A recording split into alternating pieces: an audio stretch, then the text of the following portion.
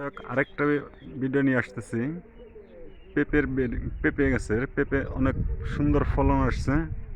তারই এই দেখতেই পাচ্ছেন প্রিয় দর্শক, কত সুন্দর পেঁপে। অনেকগুলি পেঁপে আসছে গাছে এবং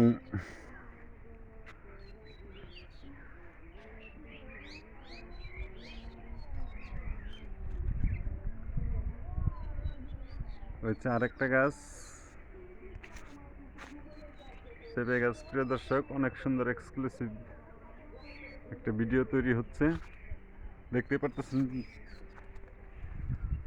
অনেক বড় বড় বড় পেঁপে।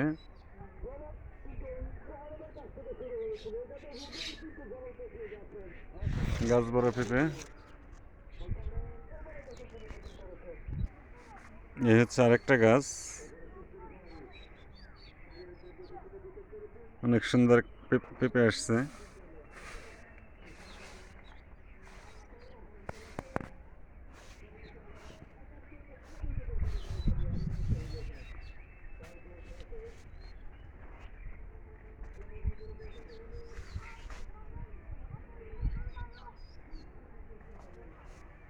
এই হচ্ছে আরেকটা পেঁপে গাছ। প্রিয় দর্শক, দেখতে পাচ্ছেন অনেক সুন্দর অনেক বড় বড় পেঁপে আসছে গাছে। গাছ বড় পেঁপে এবং পাশে আরেকটা গাছ আছে, অনেক সুন্দর ফলন পেঁপে। এই পেঁপেটা অবশ্যই পাকবে, পাকার পথে।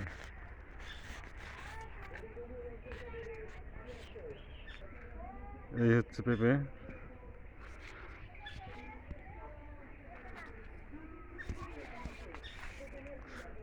এই হচ্ছে আরেকটা পেঁপে গাছ।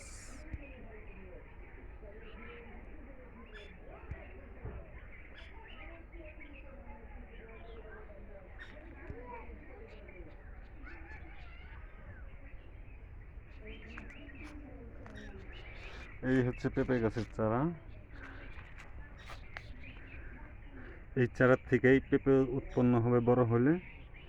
প্রিয় দর্শক, দেখতে পাচ্ছেন অনেক সুন্দর অনেকগুলি চারা একত্র এক জায়গায়।